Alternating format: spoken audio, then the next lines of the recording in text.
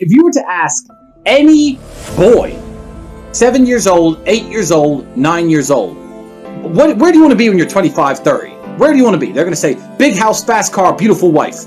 That's what they're going to say. Every single one. And slowly, the programming of the Matrix beats this dream out of men. Yep. It beats it out of men till they get to my age and they're fat with a woman who doesn't love them, who's unattractive, who's a low-quality person, who drags them down, works a dead-end job, and their wife is in their ear saying, oh, you shouldn't watch Tristan and Andrew Tate. Those guys haven't grown up.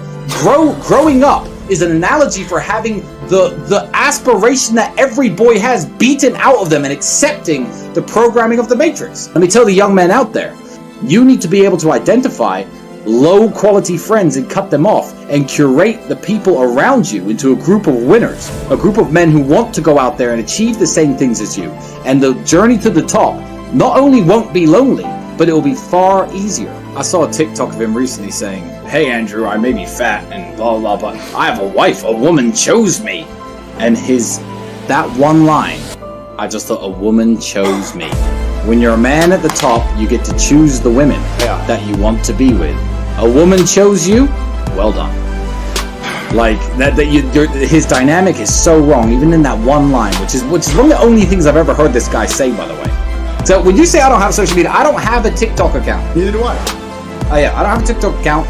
I'm not that big in consuming social media because I feel like my use for social media is I feel like I have a good message to put out there. So I concentrate on content creation rather than content consumption. The advice is hang around with people who have a good mindset. I was with my brother and I was like, oh Andrew, I just completed this round. It's 41 kills, 1 death. That's pretty cool. Andrew looks at me from the couch. I swear to God, looks over me and goes, yeah, Tristan, but it doesn't matter, does it? I don't know, fuck, it doesn't matter, does it? And I turned that game off, and I don't think I've ever spent more than 10 minutes playing a video game ever since that day.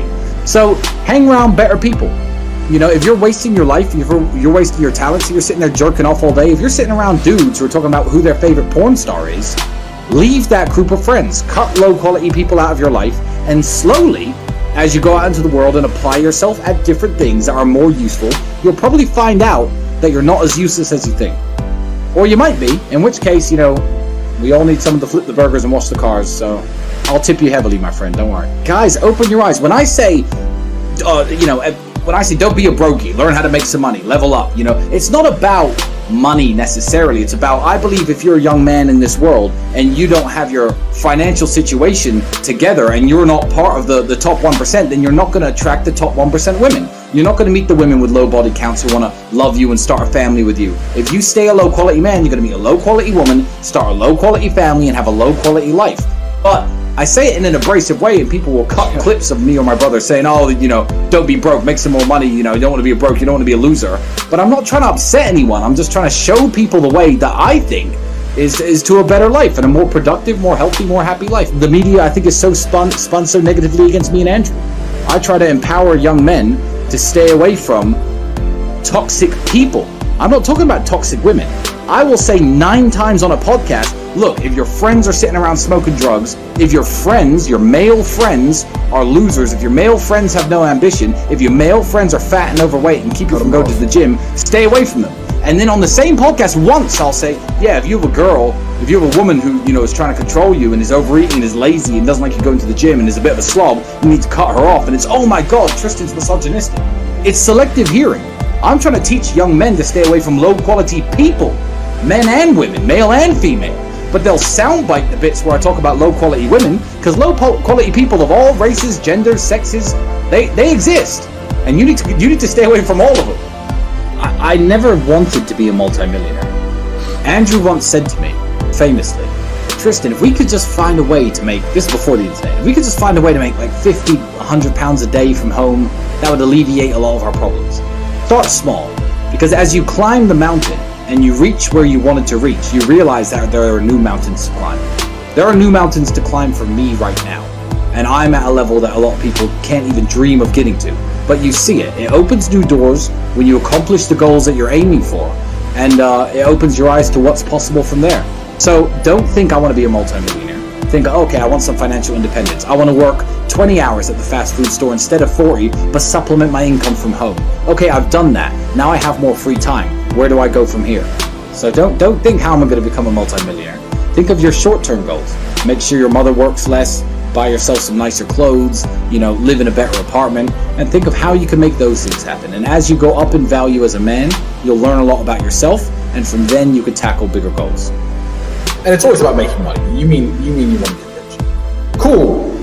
Let me tell you something. First and foremost, almost no one ever gets rich. The internet will preach all this, your time will come when the universe thinks it's right and all this. No. Most people work their shitty job, live their shitty life, live their shitty old age, and then they die. Most people never ever get rich, and they never get to live like Sterling, and that's the reality for most people. So, first of all, understand that. Second of all, and my advice is non-advice. If you took 100 people, 100 millionaires at random and put them in this room, and you asked all of them, how do you make $1 million? You're going to get 100 different answers. Elon Musk would say, I invented PayPal, and Jeff Bezos would say, I sold books online. Like, you're not going to get a definitive answer. So what do you think? Not necessarily what do you enjoy. Do what you enjoy, because most of what you enjoy won't get paid. What do you think you could be good at? Sit and analyze yourself. What do you think you could be good at? Ask yourself that. I don't know. What are you good at?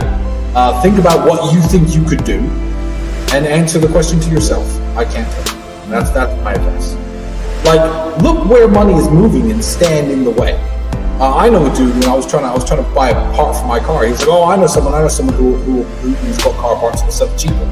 He heard I had a problem. He heard I was going to spend money on a car part. He jumps in the middle, probably made himself $1,000. I don't care how much he made. He saved me. Look where money is moving and getting into. That's a good starting position. Stop wasting your time. So I was 17. I was working at a fast food restaurant making sandwiches. Now, the internet didn't really exist as such, but looking back on it, it was part of my journey. And I regret nothing because I ended up where I am. So would I even go back and tell myself anything? Is the question. If I had to, it would be to not burn so much of my time. Let's talk to the 17-year-olds who are listening. Do you finish your job, come home, play video games, etc.? That's what I used to do when I was 17 a little bit. What I didn't do is come home and think, okay, let's work on something new. Let's try and build something. Let's start a YouTube channel. Let's start creating content instead of consuming content. I'd tell myself to be a little bit more proactive with my free time and not around so much.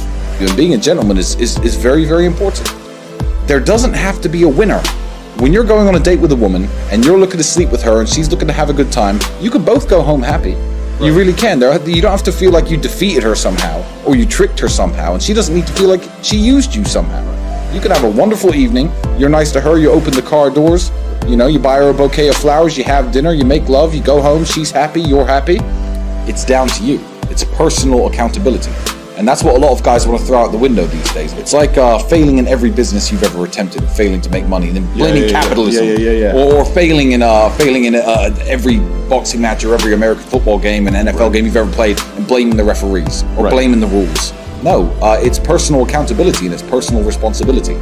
So I think a lot of these guys need to really, really look in the mirror, as I do. And sometimes I look at myself and think, Tristan, okay, you're a little out of shape.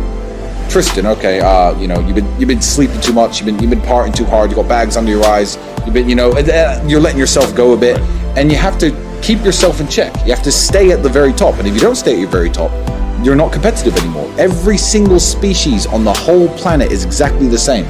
Every single female of every single species looks at the most competitive males and thinks those are the ones I want to have my children. And women, human women, are exactly the same. So if you're not having the success with women that you want, don't go out there trying to blame women, and don't go out there trying to change them. And what people don't want to hear is that to become Tristan Tate was a slow process of hard work that took me 15 years. And I'm still working on myself. I think the Tristan Tate in 3 or 4 years is going to be a much better version of who I am now. And what a lot of people want to do is, blame their circumstances. Well, they don't understand that. I mean, height aside, you can change every circumstance about you. You could change how handsome you are. You could change how fit you are, how strong you are, how rich you are, how smart you are. I am very fortunate. I don't know what loneliness feels like. And that's something that most men can't say. And it's why me and my brother, when we understood through meeting very good friends of ours who were married for 10 years, felt alone. ex-military guys who felt that sense of brotherhood and loyalty and companionship in the army, or on their sports team, their college baseball team, their fraternity, their football team, and they lose it.